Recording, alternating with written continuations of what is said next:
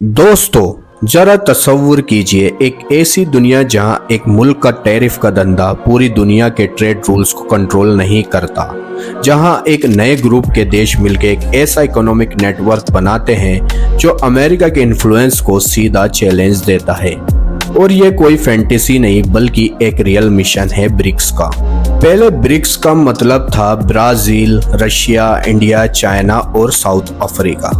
5 emerging economics जो अपने resources, man power और मार्केट साइज के दम पर ग्लोबल ट्रेड में एक अल्टरनेटिव पावर बनाने का सपना देख रहे हैं। लेकिन 2024 में जब सऊदी अरब, यूएई, ईरान, इजिप्ट और अर्जेंटीना जैसे नए मेंबर जुड़े तो ब्रिक्स एक सिर्फ इकोनॉमिक ग्रुप नहीं बल्कि एक मेगा अलायंस बन गया जो ग्लोबल ऑयल रिजर्व का एक ह्यूज चंक कंट्रोल करता है।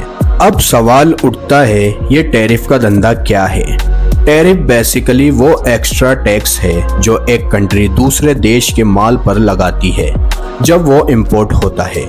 अमेरिका ने पिछले कुछ सालों में इस वेपन का फुल यूज किया, कभी चाइना के स्टील पर, कभी यूरोप के एल्यूमिनियम पर और कभी डेवलपिंग कंट्रीज के टेक्सटाइल पर। इस टैक्स पॉलिसी का ऑफिशियल रीजन अपनी इंडस्ट्रीज को प्रोटेक्ट करना बताया जाता है।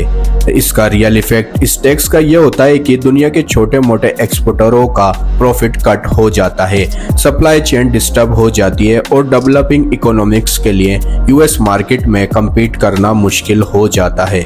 लेकिन ब्रिक्स के पास एक काउंटर मूव है, जैसे लोकल करेंसीज में ट्रेड, मतलब डॉलर पर निर्भरता कम करना। अगर इंडिया ऑयल ले रहा है रशिया से तो रूपी रूबेल में डील हो सकती है। स्विफ्ट का अल्टरनेटिव। स्विफ्ट एक ग्लोबल पेमेंट नेटवर्क है जो मोस्टली वेस्ट कंट्रोल करता है। अगर अमेरिका सैंक्शंस लगाता है तो कंट्रीज कट ऑफ हो जाती हैं। ब्रिक्स अपना सिक्योर पेमेंट सिस्टम बनाने की प्लानिंग में है। Supply chain integration, raw material हो या फिनिश गुड्स, मेंबर आपस में इतना इंटरकनेक्टेड हो जाएंगे इस ब्रिक्स की वजह से, अगर एक कंट्री पर टैरिफ लगता है तो वो इजीली अपना माल ग्रुप के दूसरे मेंबर के थ्रू बेच सके।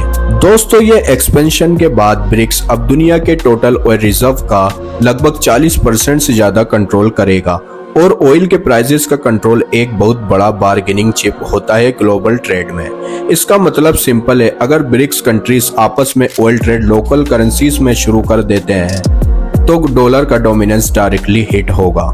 पर सब कुछ इतना इजी नहीं है। ब्रिक्स मेंबर्स के बीच पॉलिटिकल डिफरेंसेस हैं, इंडिया और चाइना के बॉर्डर डिस्प्यूट, ईरान और सऊदी अरब की पुरानी दुश्मनी, अर्जेंटीना का इकोनॉमिक इंस्टेबिलिटी। इंफ्रास्ट्रक्चर इंटीग्रेशन भी एक ह्यूज चैलेंज है क्योंकि एक कंट्री का पोर्ट नेटवर्क दूसरे के स्टैंडर्ड से मैच नहीं करता और अमेरिका के अलायंस भी खामोश नहीं रहेंगे। उनकी काउंटर स्ट्रेटजीज ऑलरेडी शेप ले रही हैं, जैसे फ्री ट्रेड एग्रीमेंट्स और डिफेंस पैक्ट। इकोनॉमिस्ट का कहना है कि अगर ब्रिक्स अपना इंटरनल ट्रेड नेटवर्क 100% फंक्शनल बना लेता है तो अगले 10 से 15 सालों में वर्ल्ड ट्रेड का पावर बैलेंस शिफ्ट हो सकता है।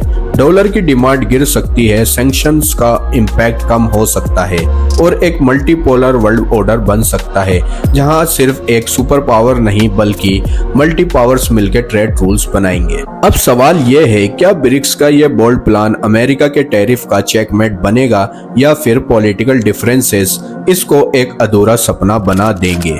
दोस्तों ग्लोबल इकोनॉमिक्स में मूव स्लो होती है लेकिन उनका इम्पैक्ट डिकेड्स तक रहता है और ये गेम भी शुरू हो चुका है। अगर ये वीडियो पसंद आई हो तो वीडियो को लाइक करें और अपने व्यूज देने के लिए वीडियो पर कमेंट जरूर करें। और अगर ये वीडियो नॉलेजेबल लगी तो इस वीडियो को अपनी फैमिली फ्रेंड्स के साथ शेयर करें।